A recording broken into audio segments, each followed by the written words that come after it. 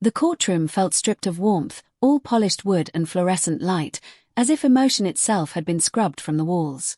Every sound carried too clearly: the shuffle of papers, the cough from the back row, the sharp tap of shoes against the floor. He sat upright beside his lawyer, shoulders squared, expression calm. This was not a loss. This was an ending he had chosen, a door he was walking through without regret. In his mind, this marriage had long since expired, and today was simply the paperwork catching up. Across the aisle, his wife sat quietly. Her hands were folded in her lap, her posture relaxed, her face unreadable. She didn't cry. She didn't argue. She didn't look at him. To everyone watching, her silence looked like surrender. He took it as proof that he had been right all along, that she had nothing left to fight for. He remembered how quickly she had agreed to the terms. No drawn-out negotiations. No demands for assets or compensation. No emotional scenes. When his lawyer had explained the settlement, she had nodded once and said she understood. Later, his lawyer leaned close and murmured that this was a perfect win, the kind men rarely got. He had felt a quiet pride at that. For a moment, a memory surfaced, her standing in the kitchen weeks earlier, asking softly if he was truly sure this was what he wanted. Not accusing. Not begging. Just asking. He dismissed it then, the way he dismissed it now. The judge's voice cut through the room, final and indifferent, declaring the marriage dissolved. The gavel struck. Just like that, it was over. Relief washed through him, followed by pride, even a sense of triumph. He stood, already imagining what came next. He never once wondered why she walked away with nothing at all.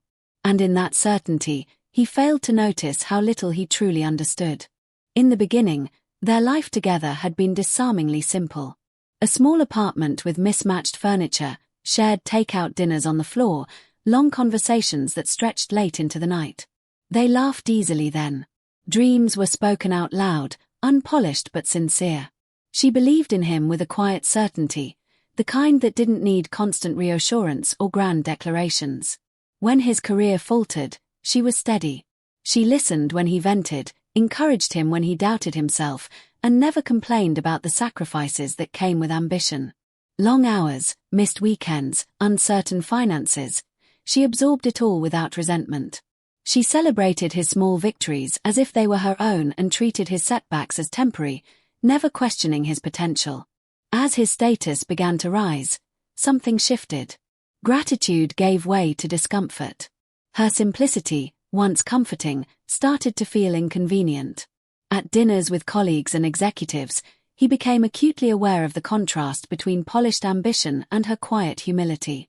She didn't compete for attention. She didn't dress to impress. She didn't play the games he was learning to master. And slowly, he began to feel exposed standing beside her. He started seeing her not as a partner, but as an anchor, something tethering him to a version of himself he wanted to outgrow. Decisions were made without discussion. Plans were announced instead of shared. He stopped listening, convinced he already knew better. She sensed the distance growing, felt the subtle withdrawal in his tone and touch, but chose patience over confrontation. She believed in time, in loyalty, in the idea that love could weather ambition. He saw that patience differently. To him, her steadiness looked like stagnation. Her loyalty looked like complacency. The marriage, once a foundation, became in his mind an obstacle. By the time the word divorce formed fully in his thoughts, it felt less like betrayal and more like logic. Leaving, he told himself, wasn't selfish, it was courageous. She had learned early how to live quietly. Long before she met him, anonymity had been a deliberate choice, not an accident. Her past was carefully guarded, her name deliberately ordinary, her life shaped to blend rather than stand out. She knew how attention attracted expectations, how power distorted intention. So she kept her history to herself, believing that love, if it was real, did not need an audience. There was a world she never spoke of, one built on legacy and influence, stretching far beyond the modest life she shared with him. It existed in old photographs, sealed documents, and boardrooms she had been trained to navigate but chose to avoid. Her family name carried weight she did not want defining her marriage. She wanted to be chosen for who she was, not what she represented. She remembered her grandfather's voice clearly, even years later. He had warned her that love and power rarely coexist peacefully. That people change when they discover what you can give them. He had told her to guard her heart and her name with equal care. She listened, but she also believed she could make a different choice. So she chose normalcy. She chose a small apartment, shared routines, and a husband who didn't know the full scope of her inheritance. When he struggled, she never reached for the resources she could have unlocked with a single call. She refused to blur the line between love and leverage. His success, she believed, had to be his alone. Her silence was never submission. It was protection, of him, of herself, of the life she wanted to believe in. When the divorce came, it hurt in ways she didn't articulate. Dreams don't disappear quietly. But the ending didn't break her. When the courtroom emptied and the papers were signed, she stepped outside, inhaled once, and made a single, quiet phone call. Somewhere far away, doors began to open. The world she had kept locked away for years finally stirred back to life. He didn't waste time mourning what he'd left behind. That night, he was already seated at a crowded bar, surrounded by co-workers and friends who raised their glasses in his honor. Laughter came easily.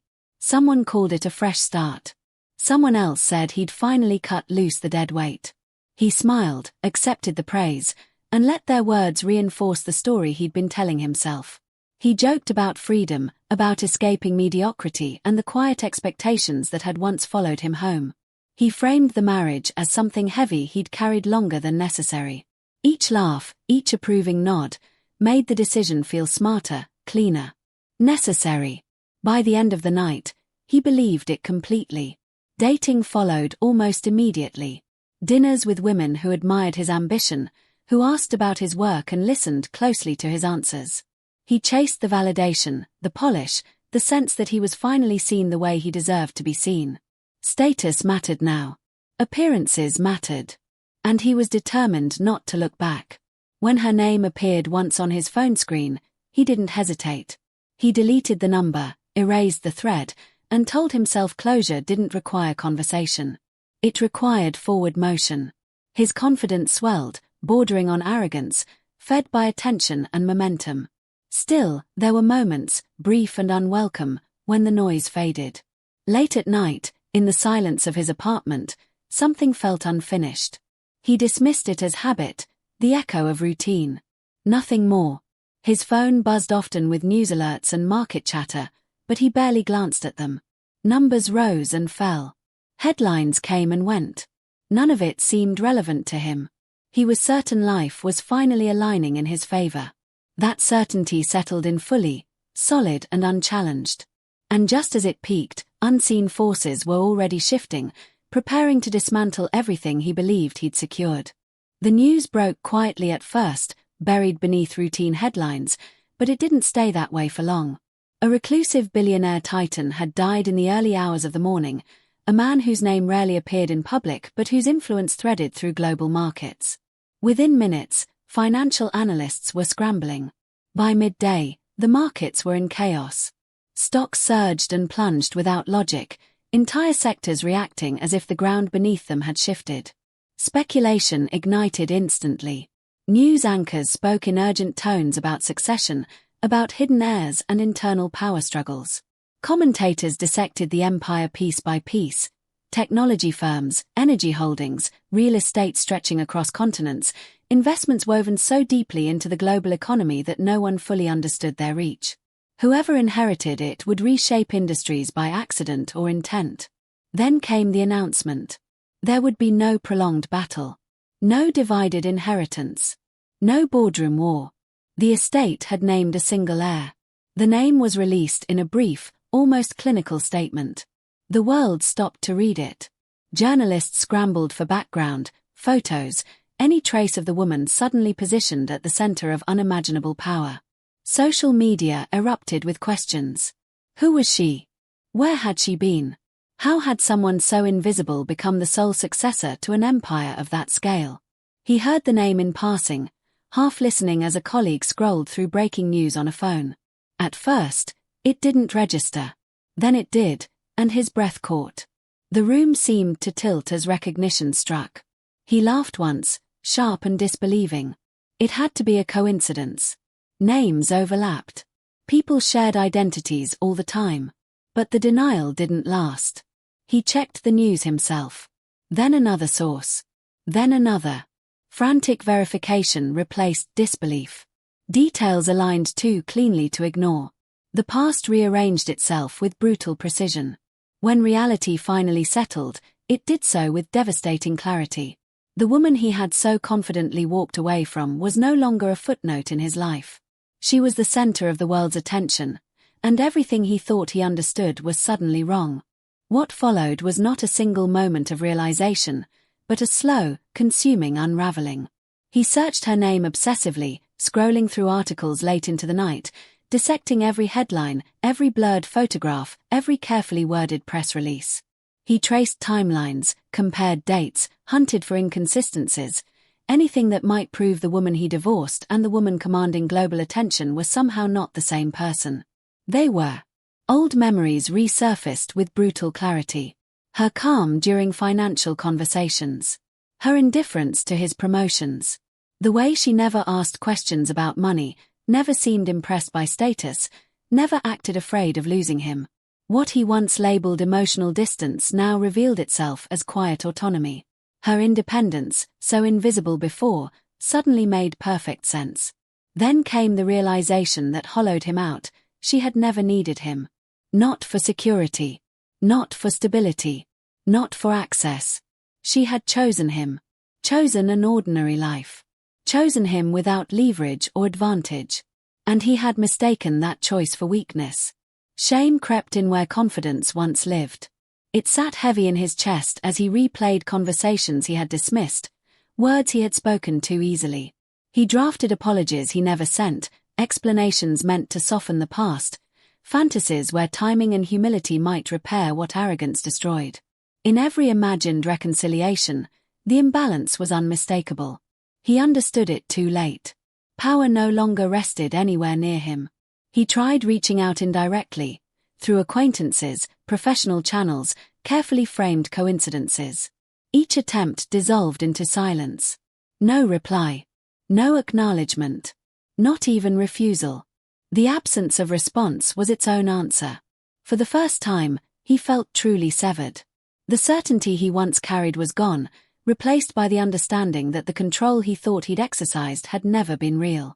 And now, there was nothing left to negotiate. When she finally appeared in public, it wasn't with spectacle or theatrics. There was no dramatic entrance, no attempt to perform power for an audience hungry for it. She stepped into her role as sole heir with measured calm, dressed simply, speaking carefully, allowing no excess emotion to color her presence. The restraint itself commanded attention. People leaned in to listen. Boardrooms tested her almost immediately. Questions were sharpened, assumptions quietly weaponized. Some expected uncertainty, others softness. They didn't get either. She responded with precision, referencing figures from memory, anticipating risks before they were raised, dismantling doubt without raising her voice. The testing didn't last long. Authority settled around her naturally, unmistakably. One of her first public decisions was reclaiming her maiden name. It was a small gesture on paper, a legal correction. In practice, it was a declaration. She was no longer defined by a marriage that had ended. She stood fully in her own lineage now, unfiltered and unborrowed. Media fascination intensified. Profiles attempted to decode her restraint, her past, her sudden emergence from obscurity. She offered little. Interviews were rare, statements minimal. The less she said, the more powerful she seemed. Silence became strategy. Behind closed doors, she reshaped the empire with quiet efficiency. She streamlined operations, shifted investments, reinforced structures that had long depended on her grandfather's intuition. Decisions were made logically, unemotionally, each one strengthening the foundation she now controlled. Some of those decisions rippled outward. Contracts were reconsidered. Partnerships dissolved. Capital moved elsewhere. One such shift brushed against his company, subtle but damaging. She never signed anything with his name in mind. There was no revenge, no deliberate strike. Just consequence, unfolding naturally from power repositioned. Her silence now carried weight. It ended conversations. It redirected futures. And for the first time, the world saw her not as a mystery, but as a force, one that did not need to announce itself to be felt. The decline didn't arrive all at once. It came quietly, disguised as bad timing and unfortunate coincidence. Contracts that were once routine renewals stalled, then disappeared. Investors who used to return his calls immediately began asking for distance, for patience, for time. Meetings were postponed indefinitely. Promises dissolved into polite emails. He watched his career erode piece by piece, unable to stop it. He recognized the pattern even as he failed to prove it. The shifts were too precise, too coordinated to be random. Yet nothing bore her signature. No traceable order. No evidence of intent. Just the slow suffocation of opportunity. Power at work, invisible and absolute. When the meeting finally came, it was arranged through layers of formality and distance. A private room. Neutral ground. No witnesses. The atmosphere was controlled, stripped of nostalgia, emotionally stark. She arrived composed, unchanged in ways that mattered and profoundly different in others. He spoke first. Apologies spilled out, tangled with rationalizations and regret. He tried to explain who he had been, who he thought he was becoming, how he misunderstood what he had. At moments, it sounded like pleading. At others, confession. She listened without interruption. Without visible reaction. When she finally spoke, her voice was steady. She admitted she had once loved him. Not cautiously. Not bitterly. Simply as a fact. Then she told him why she left, not because of ambition or pride, but because he had stopped seeing her. Truly seeing her. She had become invisible long before the divorce papers appeared. There was nothing left to argue. Nothing to negotiate. He walked away understanding, at last, what he had lost, not just wealth or status, but a person who chose him when she didn't have to. He divorced her believing she was ordinary, and learned too late that he was the one who underestimated everything.